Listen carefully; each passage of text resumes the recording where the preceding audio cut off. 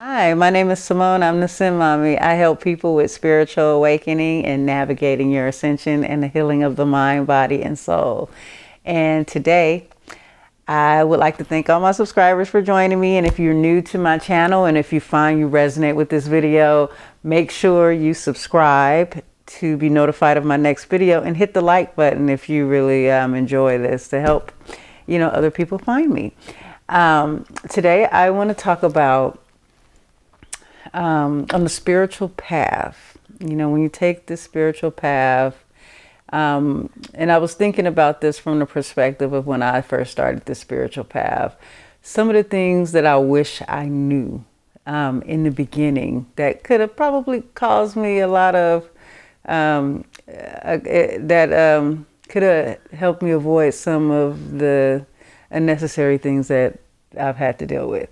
And the one thing about this spiritual path that I feel like is paramount to understand is freedom. You are free. Okay, you are free. And let me really expound on what I mean by you are free. See,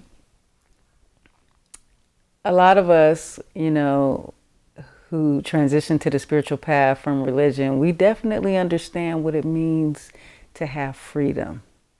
To be in a place where, there might be something you like or you desire, but then you're told, no, you can't do that. That's wrong. That's a sin. And then all of a sudden, an invisible prison cell gets put around your desires, around your heart. But you're told that this is bad. This is a sin. You can't do that.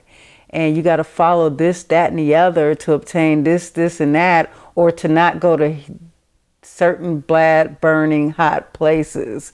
And so depending on what kind of religion you came from, you could have come from one, as strong as I was in, or not even that strong. They all have like these belief systems and they're really enforced upon you. When you walk the spiritual path, you are free. But when you start to come on the spiritual path and you start to mingle with other souls on the spiritual path, there's one thing that, being new, especially if you're new to the spiritual path, is so broad, the places you can go. And, for instance, on the spiritual path, you can decide that you want to work with deities and worship them. You can also decide that you want to create magic and be a witch, or you want to do voodoo or hoodoo.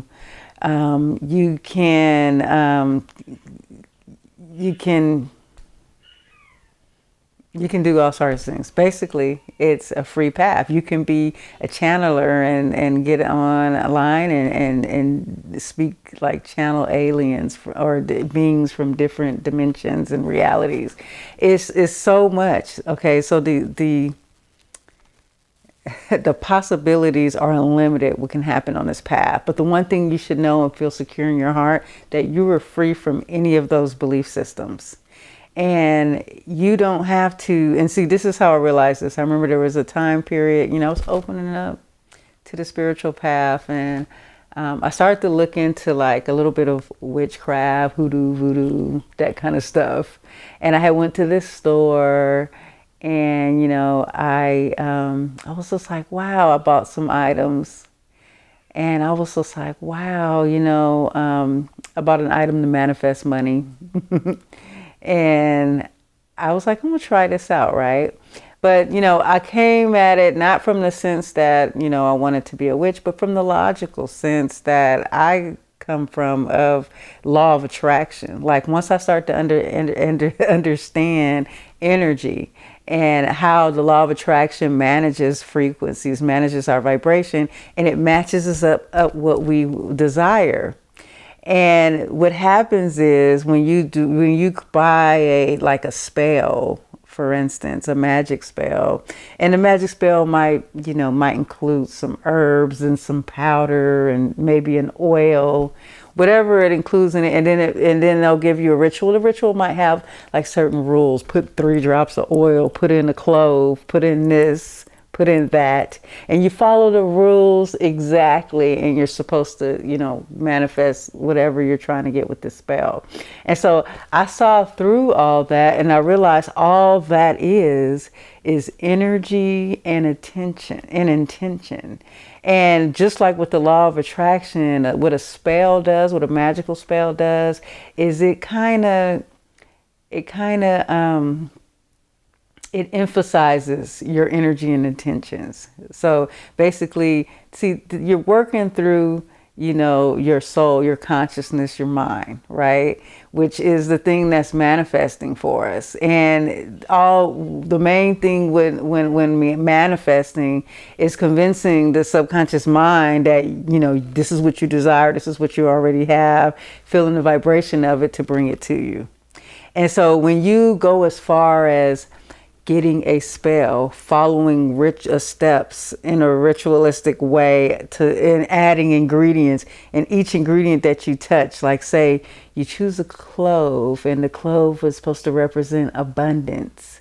And the energy of this plant says abundance because you read it in all the books and it says this item is abundance.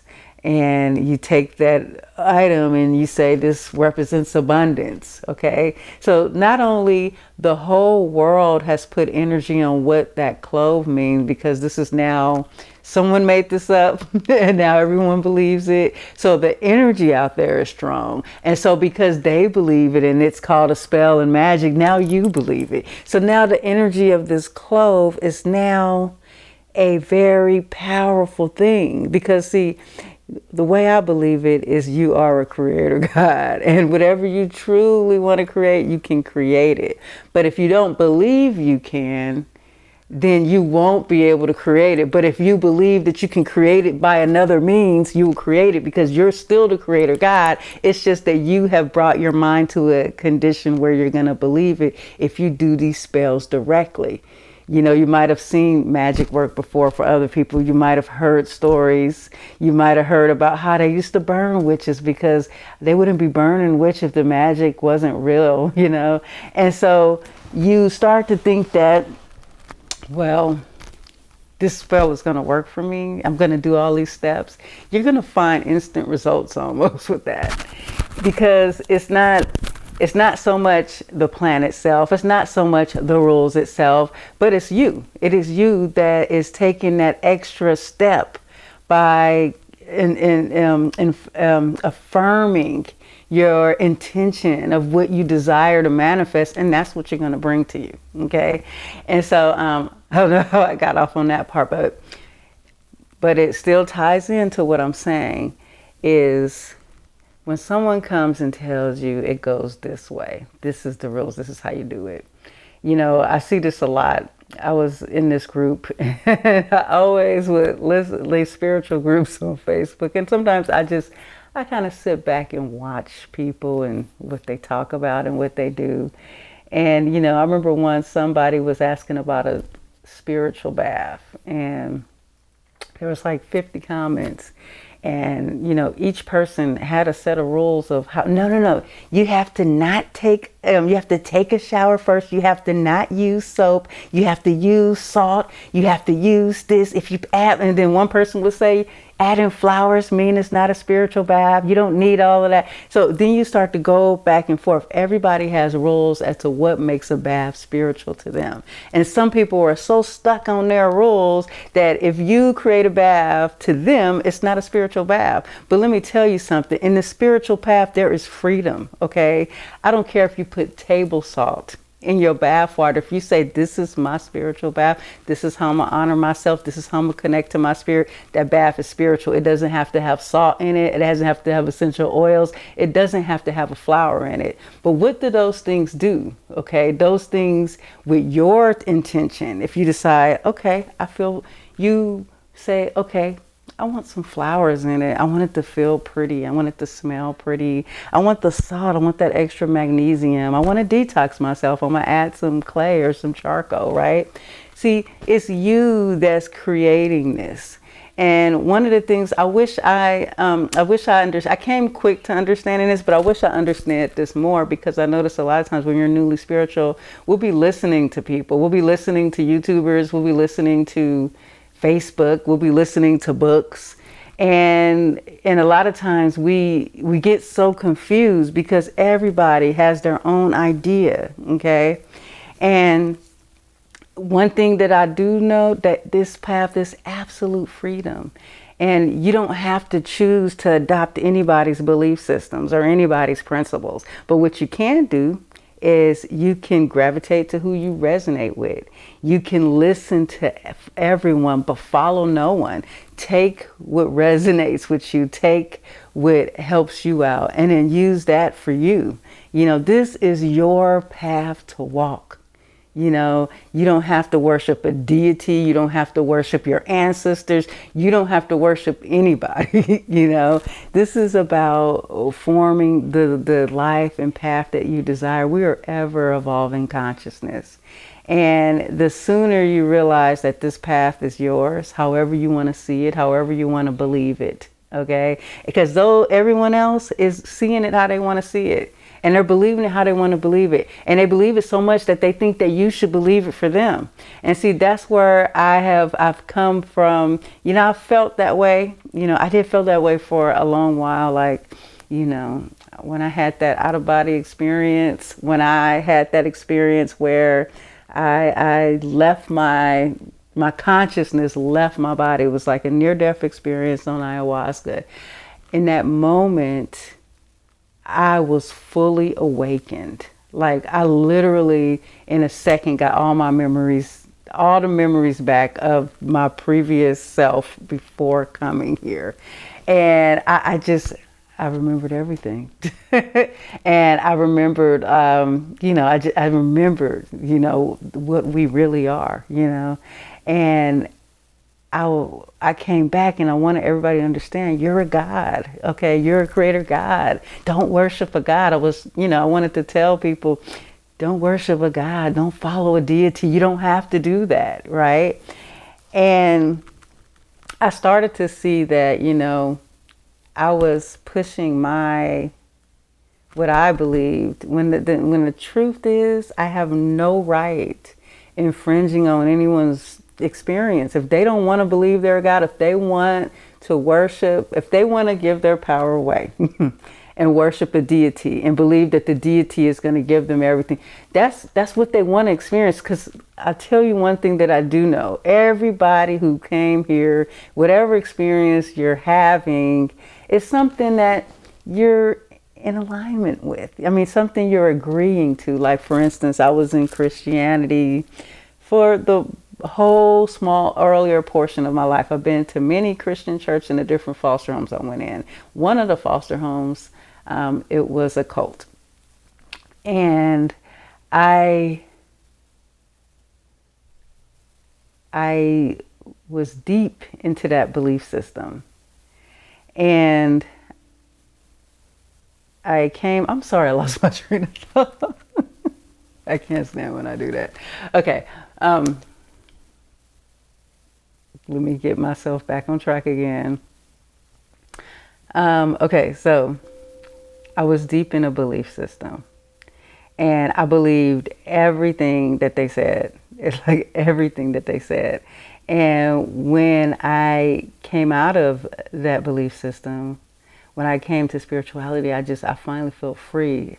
I was indoctrinated with a lot of rules, a lot of ways to think, you know, and a lot of the stuff that I was listening to, that I was reading, it did not resonate with my soul.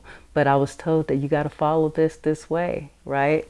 And so when I started to have this awakening of consciousness, I started to realize I don't have to follow those rules. I don't have to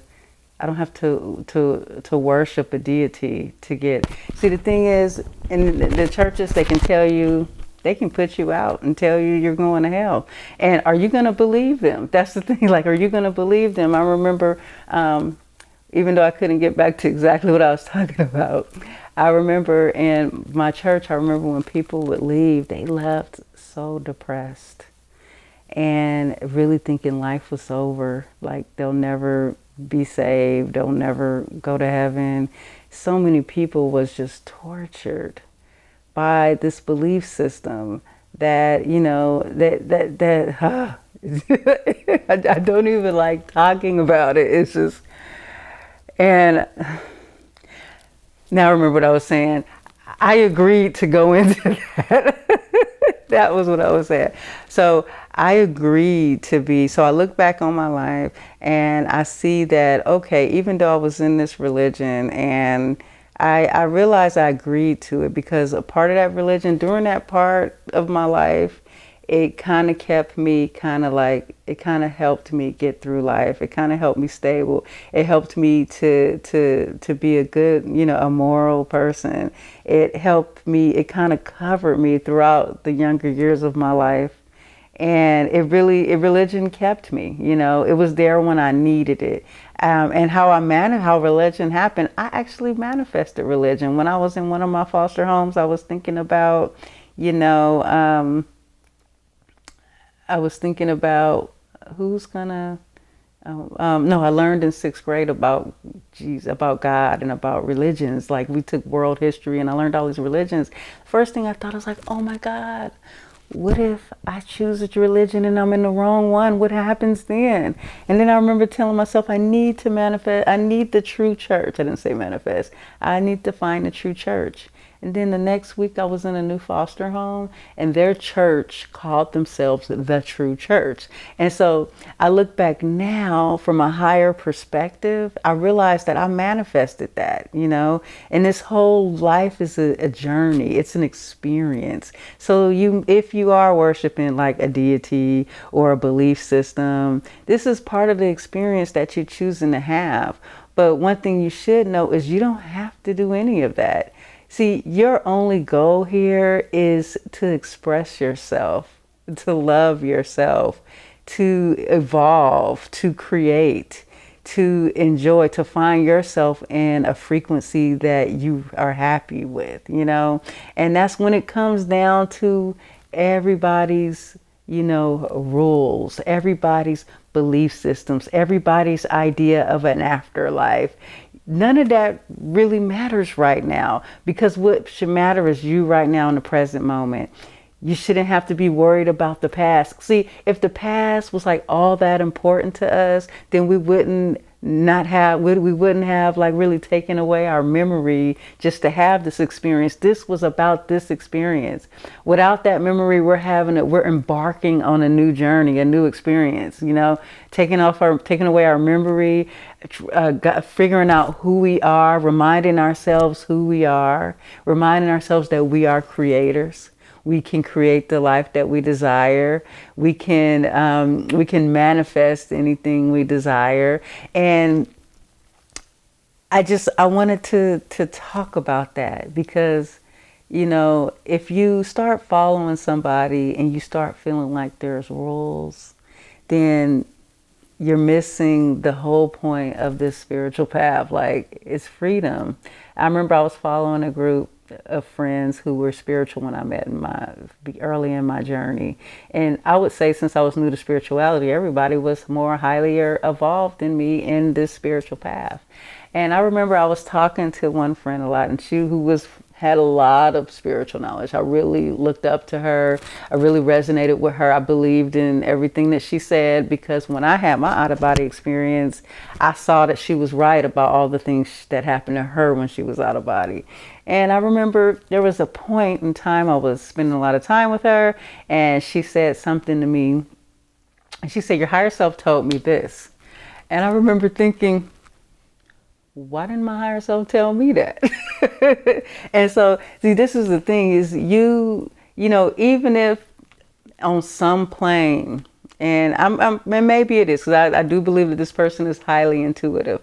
Even if my higher self did try to get her message because I'm somehow blocking it, you know, that's great, right? You know, so you take everything that you hear and you listen to it and you take it for face value, right? But I started to have an inner struggle about, wait a minute, that's not what my higher self is telling me. You know, I remember thinking that, right? And I saw that through that little struggle inside, like when I started to realize that some of what I desire and believe is not aligning with, other people. And when I started to see that, I just started to see that this was something I had to go through, that my spirit was telling me to trust myself. Let's say, even if I'm getting my intuition and it's wrong, even if because see, the thing is, when you're navigating and learning intuition, you're not always right. But the more that you trust and keep doing it, you'll start to become more sensitive to know your answers.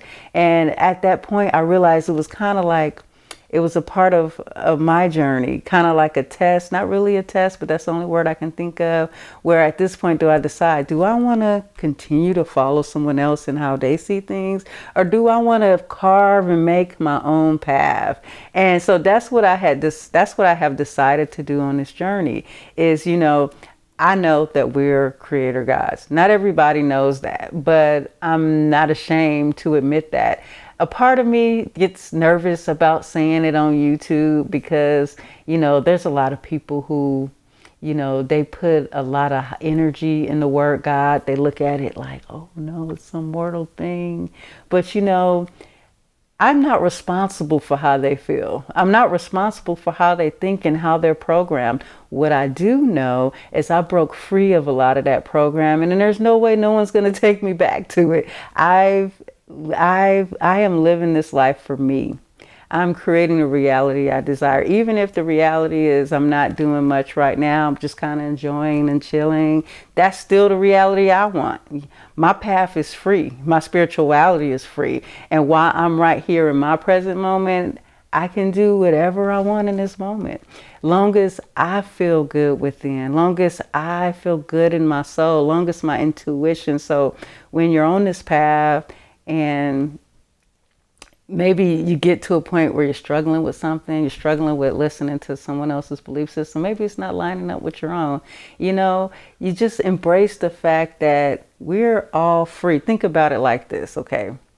Whether you adopt the creator God idea or not, adopt it for just this moment. You're on a spiritual path, okay? You're a creator God. We're all one. We're all part of consciousness. We're all creating our reality. Think about it like this. You see what they're doing. There are people doing a cult. They're doing witches. They're worshiping Orishas. They're worshiping Jesus, right? What do you want to do? Okay. That's how you look at it. You're free to do whatever you want. This is a multiverse. And whatever they're doing, it doesn't need to have anything to do with you, or it can if you want. I know some religions, they just can't accept it. They can't accept that you're free. They can't accept that you don't follow their rules. A lot of religions need to be validated. They need to come and tell you to come worship my Savior. Come do this, because something about them needs to be validated, because they so badly need you so they can feel justified that maybe Jesus or their God is real. And the truth is, if they can really just walk that path for themselves, it's okay that just you want to worship Jesus or you want to worship Orisha. That's okay. But for the people who are just on this path and they want to be their own creator, they want to connect to their own soul as God, they can do that. And you can be free and you can be happy. I'm telling you, it's just so much pressure to try to hold up to other people's rules and beliefs. It really is.